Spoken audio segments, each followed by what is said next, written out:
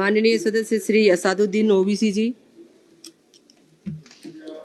मोहतरमा चेयरमैन साहिबा, मैं शुरुआत में अपनी तरफ से ताज़ियत पेश करना चाहूँगा उन 26 लोगों को जिनका नाम पूछकर और मुसलमान नहीं होने के नाते पर उनको गोली मारकर कत्ल कर दिया गया। मैं ताज़ियत पेश करना चाहूँगा मौलाना इकबाल को, जो पूंछ के मदरसुल ज़ियाउल उलूम के मुदर्रिस थे, उस 5 साला लड़की मरियम को जिसको पाकिस्तान की शेलिंग में उसका पेट फट गया। मैं ताज़ियत पेश करना चाहूँगा मैडम जैन अली और उर्वा फातिमा, इन दो जुड़वा भाई बहनों को जिनकी उम्र 14 साल थी। लांस नायक दिनेश कुमार को, बीएसएफ के सब इंस्पेक्टर मोहम्मद इम्तियाज को। मैं शुक्रिया अदा करना चाहूँगा कश्मीर की आवाम का कि उन्होंने पहलगाम के वाक़े के बाद मस्जिदों से ऐलान किया मजम्मत का, बगैर किसी के बोलने पर रोड पर निकलकर उन्होंने पाकिस्तान से आए हुए दहशतगर्दों की मजम्मत की। मैं मुबारकबाद देता हूं हमारी मुसल्लह अफवाज को कि उन्होंने एक अजीम कुर्बानी पेश की और बहादुरी के साथ ऑपरेशन सिंदूर में भारत को कामयाबी दिलाई। मैं मुसल्लह अफवाज ने पहले 9 दहशतगर्द ठिकानों पर उनको निशाना बनाया और सबसे मेरी नजर में जो दहशतगर्दी के दिल पर हमला हुआ वो भावलपुर का था और 6 एयरफील्ड, 3 हैंगर और 2 रनवेज को हमने तबाह किया। बाद में ऑपरेशन सिंदूर की कामयाबी की एक अहम वजह यह थी मैडम कि मुल्क में इत्तेहाद और इत्तेफाक पैदा हो गया था, एक यूफोरिया पैदा हो गया था, मगर अफसोस कि हुकूमत ने उसका फायदा नहीं उठाया। मैं आज भी कह रहा हूं, जिम्मेदारी के साथ कह रहा हूं कि पाकिस्तानी फौज, पाकिस्तान की ISI, पाकिस्तान का डीप स्टेट, उनका हयाती मकसद ये है कि हमेशा भारत को कमजोर किया जाए और अगर हमको इन ताकतों को कमजोर करना है तो देश में इत्तेहाद और इत्तेफाक को बरकरार रखना पड़ेगा।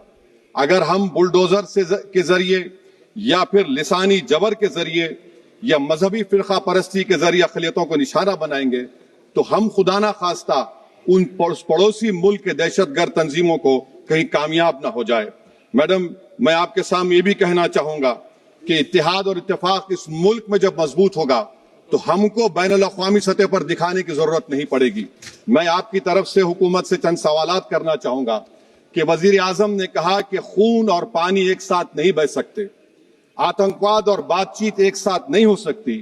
तो मेरा सवाल आपके जरिए से वजीर आजम और हुकूमत से यह है, फिर जिन इंसानों को बैसारा की वादी में मारा गया था, क्या आपका जमीर इस बात की इजाजत देता है कि आप ट्रेड बंद कर दिए, पाकिस्तान का एयरक्राफ्ट हमारे एयर स्पेस में नहीं आ सकता, उनकी कश्ती हमारे पानी में नहीं आ सकती, ट्रेड खत्म हो चुका है, डायरेक्ट इनडायरेक्टेड, आपका जमीर जिंदा क्यों नहीं है?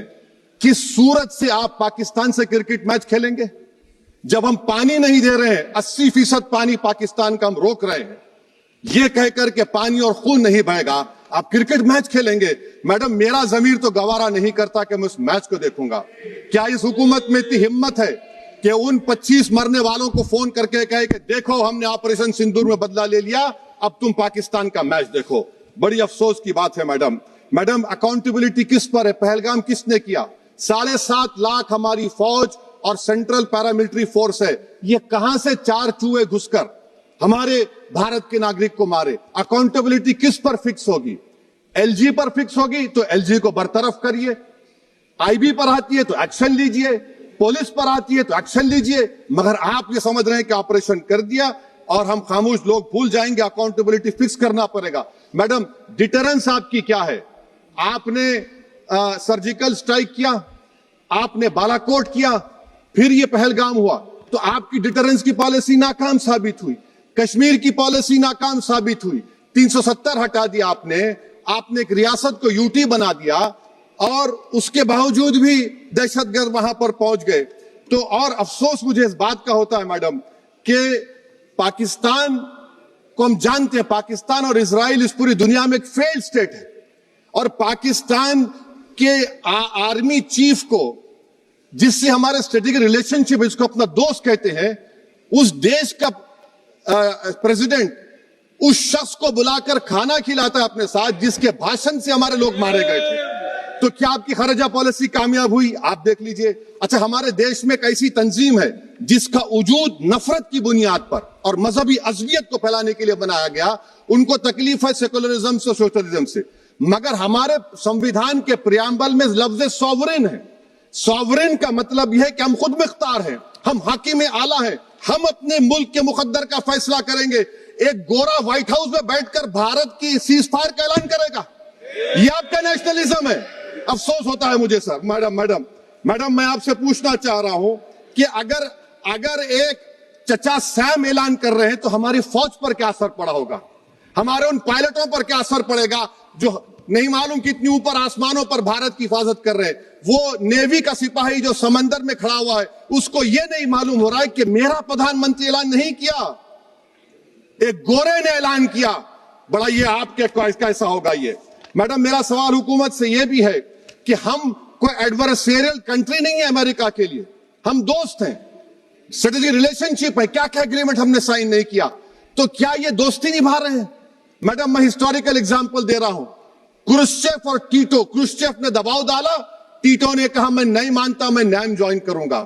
میڈم فرانس اور یو ایس اے، ڈی گول کو جب یو ایس اے نے دباؤ ڈالا تو ڈی گول نے کہا کہ تم دوست ہو مگر ہماری خارجہ پالیسی آزاد نہ ہے.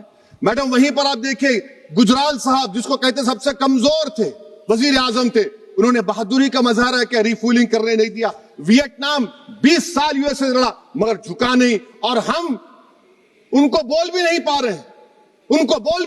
رہے. ہم تو کوئی دشمن ملک تو نہیں ہے امریکہ کے، یہ آپ کو سمجھنے کی ضرورت ہے. اور میڈم یہاں پر وزیر خارجہ نے کہا وہ چین گئے، ڈپٹی چیف آف سٹاف نے کہا کہ چین کے اکوپمنٹ ایک لائف لیب تھا ہمارے ان کے لیے. کیا آپ نے کہا چین کو کہ تم نے کیوں دیا پاکستان کو ہتھیار؟ آپ نہیں کہے. اور میڈم آپ جانتے ہیں کہ رکشا منتری نے کہا کہ سوئفٹ اینڈ پروپورشنیٹ. تو پھر جو انڈونیشیا ملٹری اٹیشے نے کہا کہ ہم کو کہا گیا مت مارو، ہم سیلف ڈیفنس میں نہیں مار سکتے تھے پاکستان کو. اور اگر آپ ٹرمپ کے بیان کو غلط کہہ رہے ہیں کہ 5 ایئر کرافٹ نہیں گرے، میں یقین کرتا ہوں آپ کی بات کا. آپ ہمارے پائلٹس کو کمنٹ کریے نا، ہمارے پائلٹس کو کمنٹ کریے کہ ہم اپنے پائلٹس کی تعریف کرتے ہیں، آپ وہ بھی نہیں کرنا چاہتے.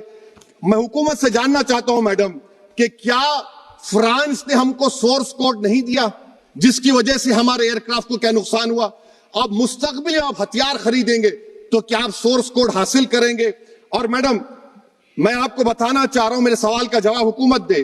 ہمارے پاس سینکشن جو اسکواڈرن ہے 42 ہے، 60 سال کے بعد صرف 29 کام کر رہے ہیں. پاکستان کے پاس 25 ہیں، چین کے پاس 50 سے زیادہ ہیں. 11 سال سے آپ سرکار میں ہیں، سب مرین نہیں ہے. 3rd ایئر کرافٹ کیریئر کہاں پر ہے آپ بتائیے. اور میڈم FATF میں لانا پڑے گا آپ کو. اگر آپ وشو گرو ہیں تو ہم آپ کو چیلنج کر رہے ہیں، آپ G7 کے کنٹریز کو، GCC کو اور چچا سیم کو راضی کرائیے کہ پاکستان کو، میڈم ختم کر رہا ہوں، FATF میں دوبارہ لایا جائے. میڈم آل پارٹی میٹنگ ہوئی، دیکھیں کتنا کانٹرڈکشن ہے کیندر سرکار میں اور اسٹیٹ سرکار میں. آل پارٹی میٹنگ میں تھا، کیندر سرکار نے کہا کہ نہیں بیسارن میڈوز پر تو کوئی جا ہی نہیں سکتا، جون سے پہلے اجازت لینا پڑے گا. بعد میں ہم کو معلوم ہوا کہ سال بھر کھلا رہتا میڈوز سوائے بارش اور سنو کے. یہ کانٹرڈکشن ہے کیندر سرکار میں وہاں پہ. میں حکومت سے مطالبہ کرتا ہوں میڈم آپ کے ذریعے سے کہ قومی سیکیورٹی کو، نیشنل سیکیورٹی کو، خارجہ پالیسی کو، فارن پالیسی کو راجنیتی کا مدعا مت بنائیے. راجنیتی کا مدعا مت بنائیے، یہ ہمارے ملک میں مفاد ہوگا. ہمارے ملک کے اتحاد اور یکجہتی کو آپ ایک ووٹ کا ذریعہ مت بنائیے. اور میں ایک آخری بات پوچھ رہا ہوں میڈم، کیا چین نے ہم سے کہا تھا کہ سیز فائر کر لو؟ اور کیسے پاکستان نے ہمارے پائلٹس کی باتوں کو سنا کہ ہمارا کمیونیکیشن انکرپٹ نہیں ہے؟ میڈم آخر میں اپنے شعر سے اس اپنی بات کو ختم کروں گا کہ اپنے ہی ہاتھوں سے سر اپنا کٹانا ہے ہمیں، مادر ہند پہ بھیٹ چڑھانا ہے ہمیں. کس طرح مرتے ہیں احرار وطن بھارت پر، یہ تماشا ہے جو دنیا کو دکھانا ہے ہمیں. یہ میں بھارت کی اس بہادر فوج کے نام پہ کرتا ہوں، مسلح فوج کے نام پہ کرتا ہوں. یہ شعر کہنے والا کوئی BJP کا نہیں تھا، یہ شعر کہنے والے کا نام شیر تھا، شہید اشفاق اللہ. میں پھر سے حکومت سے کہہ رہا ہوں، پاکستان ٹیررزم کرے گا، آپ تیار ہو جائیے. آپ چین سے محبت کتنا بن بیلنس ہوا ٹریڈ کا, کتنا امبیلنس ہو رہا ہے چین سے. اچھا جب گلوان ہوا اس وقت بھی ٹرمپ نے کہا تھا کہ میں بات کروں گا, ہم نے کہا نہیں بات کریں گے, ضرورت نہیں ہے. آج ٹرمپ ہمارے سے پہلے بولتا ہے عزت نفس بھی کوئی چیز ہوتی ہے, اقتدار میں کوئی یہاں رہے گا کوئی وہاں رہے گا, مگر اقتدار میں اقبال ہونا چاہیے. بدبختی کی بات یہ ہے کہ آپ نے اقبال کو کھو دیا. بہت بہت شکریہ.